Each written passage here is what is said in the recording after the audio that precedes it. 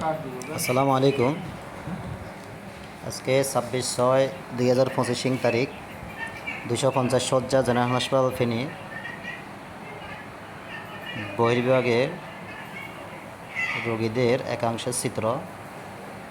পুরাতন ভবনের নিচতলা থেকে রোগীর প্রচুর ভিড়, গরমে জ্বর, সর্দি, কাশি, হাঁচি।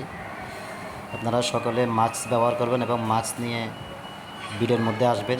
যেভাবে ভিড়ে একজনের পিছনে একজন দাঁড়িয়ে আছেন, এর মধ্যে অনেক মোবাইল চুরি হয়, টাকা চুরি হয়। আপনারা যার যার মোবাইল, টাকা নিজ নিজ দায়িত্বে রাখবেন।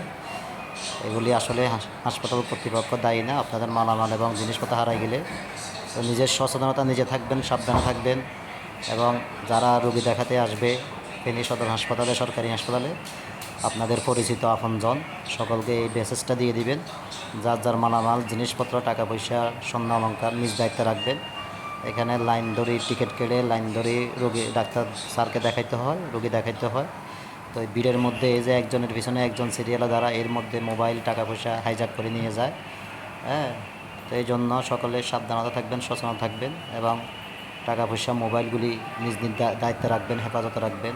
এবং বেশি দামি জিনিসগুলি আপনারা হসপিটালে না আনাই ভালো।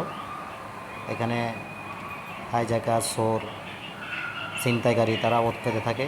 আসলে হাসপাতাল সবার জন্য উন্মুক্ত। কে আসতেছে, কে যাচ্ছে, আসলে এটা কাউকে বাধা দেওয়ারও সুযোগ নাই, কাউকে ডাক দেওয়ারও সুযোগ নাই।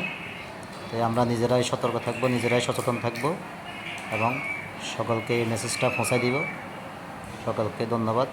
আসসালামু আলাইকুম। আল্লাহ হাফেজ।